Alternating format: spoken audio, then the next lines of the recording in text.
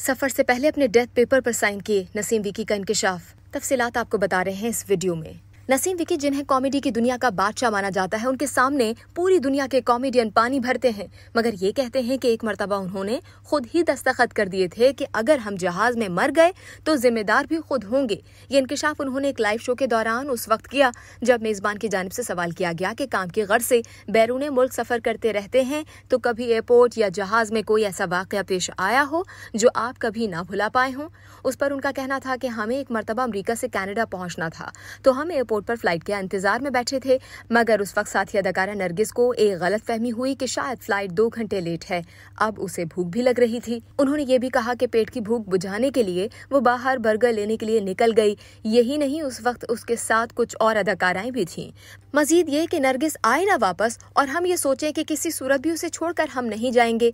बस फिर क्या था कि जैसे ही फ्लाइट ने उड़ान भरी, हमने देखा कि नरगिस साहिबा भी बर्गर खाते खाते तशरीफ ला रही हैं। अब मैंने आगे बढ़कर उनसे पूछा कि मैडम आप कहाँ थी, जहाज तो गया?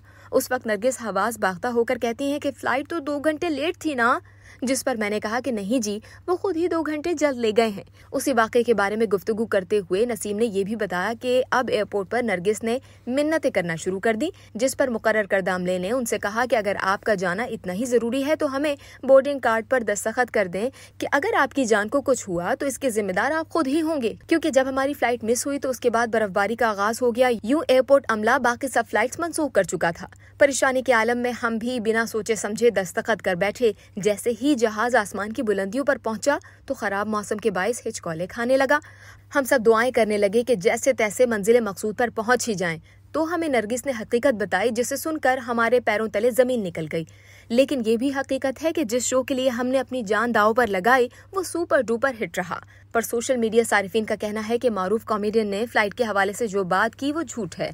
एक तो इतने कम अरसे में आप मुकर्ररा एयरपोर्ट पर पहुंच नहीं सकते, और कौन से लोग हैं जो इतने तूफानी मौसम में मुसाफिरों की जान का खतरा मोल लेंगे।